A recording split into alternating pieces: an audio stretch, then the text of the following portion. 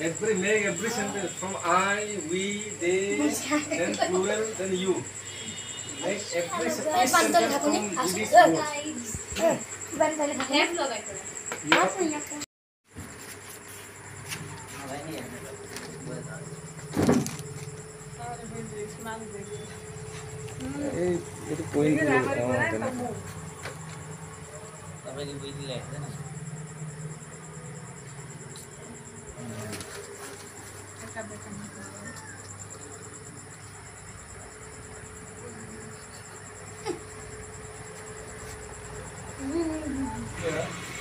আপোনালোকক সকলোকে নমস্কাৰ জনাইছোঁ।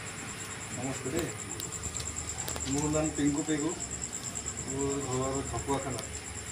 মই আপোনালোকৰ এই ঘৰত উপস্থিত হোৱাৰ উদ্দেশ্য হ'ল মই সজাগতাৰ কাৰণে আহিছিলোঁ। সজাগতাটোৰ নাম শিক্ষা, পৰিৱেশ, শান্তি আৰু ঐক্য, আৰু লগতে গ্ল'বেল ডে অফ পেৰেণ্টছ 2025। মানে আজিৰ দিনটো খুব এটা ইম্পৰ্টেণ্ট ডে। আজিৰ দিনটো হয়তো আমি গম নাপাওঁ, সেইটো মানে অভিভাৱকৰ দিন হৈ আছে, মা দেউতাৰ দিন হৈ আছে। মা দেউতাই সৰু ল'ৰা ছোৱালী তেওঁলোকক মানে সন্তানক কেনেকৈ ডাঙৰ দীঘল কৰাৰ উদ্দেশ্যটো মেইন দায়িত্ব কাৰ থাকে? আপোনাৰ অভিভাৱকৰ। ইম্পৰ্টেণ্ট ডেটো হ'ল এই কামটো বিশ্বত হয়তো কোনোৱে কৰা নাই, আমি কৰিছোঁ। অসমত হয়তো কোনোৱে কৰা, কাৰণ কেছটো হ'ল কি, আজিৰ দিনটো ৰাষ্ট্ৰসংঘ বুলি এটা আমাৰ ইণ্টাৰনেশ্যনেল অফিচ এটা আছে, সেইটো আমেৰিকাত আছে। সেইটো ৰাষ্ট্ৰসংঘ তোমালোকে ডাঙৰভাৱে ক'ব, ইউনাইটেড নেশ্যনছ বুলি কোৱা হয়। সেইটো মানে কেছ হ'ল তেওঁলোকে গোটেই বিশ্বত মানে প্ৰত্যেক যেনেকৈ মাদাৰ্ছ ডে, এনভাইৰনমেণ্ট ডে, পৰিৱেশ দিৱস, এনেকুৱা নানা ধৰণৰ যেনেকৈ য়োগা ডে, এনেকুৱা নানা ধৰণৰ দিনবিলাক তেওঁলোকে মানে বছৰে বছৰে পালন কৰে। আজি কিন্তু অভিভাৱকৰ দিন, পেৰেণ্টছ ডে বুলি কয়, গ্ল'বেল পেৰেণ্টছ ডে। এতিয়া পেৰেণ্টছৰ মানে সন্তানটো ভাল হোৱা নোহোৱাটো গোটেইকেইটা পেৰেণ্টছৰ ওপৰত ডিপেণ্ড হয়। পেৰেণ্টছ যদি ভাল হয়, অভিভাৱক যদি ভাল হয়, সন্তান নিশ্চয় ভাল হয়। কিন্তু অভিভাৱকে যদি ল'ৰা ছোৱালীবিলাক চোৱা চিতা যদি নকৰে, তেনেকৈ মানে উল্টা পুল্টা কৰি থাকিব, জীৱনটো তেনেকৈ চেছ হৈ যাব। এনেকৈ হৈ আছে সমাজটো।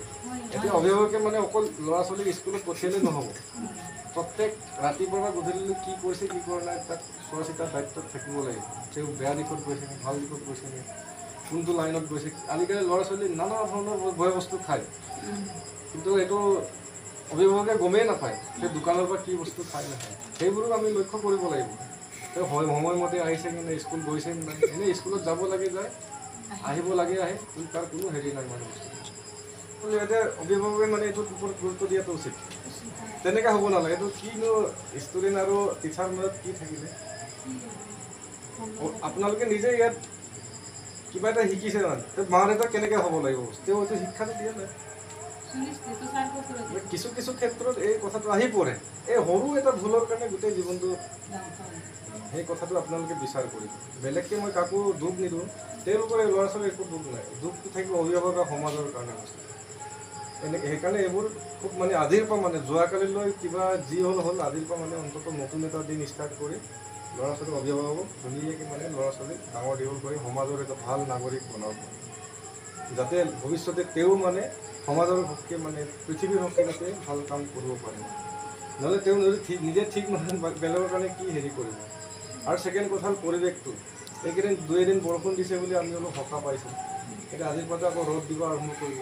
অহাকালিৰ পৰা যদি ৰ'দ যদি আকৌ এনেকুৱা টেম্পাৰেচাৰটো মানে যদি ৱেডাৰটো বহুত আকৌ যদি হাই হয়, টেম্পাৰেচাৰ বতৰ যদি বেছি গৰম হয়, এনেকৈ যদি বাৰে বাৰে গৰমটো বাঢ়ি গৈ আছে, তেতিয়াহ'লেতো আমি বেছি দিন জীয়াই থাকিব নোৱাৰিম। সেইকাৰণে ল'ৰা ছোৱালীক আপোনালোকেতো বাৰ্থডে চেলিব্ৰেশ্যন কৰে, এজোপা গছ ৰুব দিবই, ফুল হ'লেও দিব। সেইটো নিয়মটো আপোনালোকে কৰি থাকক বছৰে বছৰে, যে এইটো খুব ভাল এটা লক্ষণ। নহ'লে ল'ৰা ছোৱালী মানে গছ মানে কি, পৰিৱেশ মানে কি, সন্মান কাক কি কৰিব লাগে, সেইবোৰ বস্তু শিকিবলৈ পাহৰি যায়। আমাৰ দিনত এতিয়াও আমি যদি গাঁৱত যাওঁ বা মাষ্টৰক যদি দেখোঁ, দূৰৰ পৰা দেখিলে আমাৰ এতিয়াও অন্তৰত ভয় ভাৱ এটা থাকে, সন্মান কৰাৰ ভাৱ এটা থাকে। আজিকালি নমস্কাৰ কৰোঁ, চাইকেলত নামি যাওঁ মানে, সেইটো আমি পাইছিলোঁ।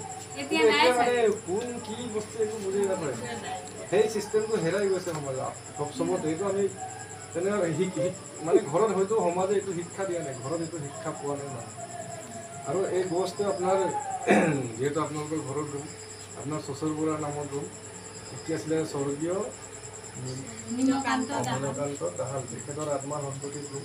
তেওঁ য'তেই নাথাকক কিয় আপোনালোকৰ আশীৰ্বাদ দিয়ক। আৰু পৃথিৱীক এই আমলখি গছজোপা নিশ্চয় ৰক্ষণাবেক্ষণৰ ক্ষেত্ৰত মানে অলপ হ'লেও অৱদান থাকিব।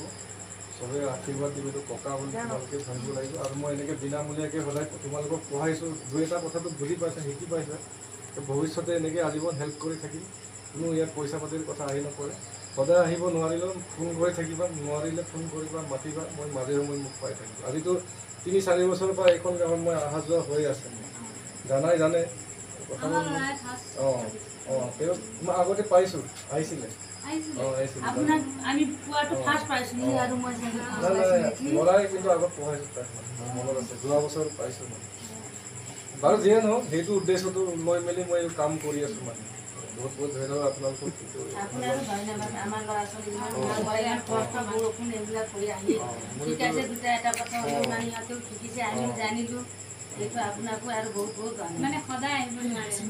মই বেলেগতো যাবলগীয়া হয়, মই গছ পুলি ডেইলি ৰুওঁ, বেলেগ জেগাত চবেই মাতে, ইফালে ইফালে মই সময়ে নিমিলে। কিন্তু পঢ়া সময় সময়ে আহি মেলি দুই এটা কথা শিকাই দিম মানে, কথাটো শিকাই বাৰু। যিয়ে নহয় এইটো আমি ৰুই ল'ম, আহক ইয়াক কিন্তু বচাব, এনেই আৰু ৰুই মেলি পেলাই থৈ দিব।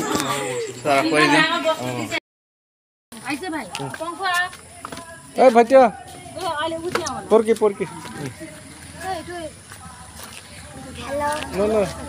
তুমি আপোনালোকৰ যিহেতু আপোনালোকৰ সকলোকে এজন ভাল পেৰেণ্টছ বুলি তাৰে উদ্দেশ্য লৈ মানে আপোনালোকে যাতে নিজৰ সন্তানক ভালকৈ চোৱা চিতা কৰি ডাঙৰ মানুহ বনায়, ভাল মানুহ বনায়, পৰিৱেশটো বাচক, তাৰে উদ্দেশ্য লৈ সকলোৰ নামতে মানে বা সকলোৰ আশীৰ্বাদ লৈ মেলি যাতে আমাৰ সমাজৰ পৰা ভাল সন্তান যাতে ওলাওক, তাৰে উদ্দেশ্য লৈ আপোনালোকৰ দিন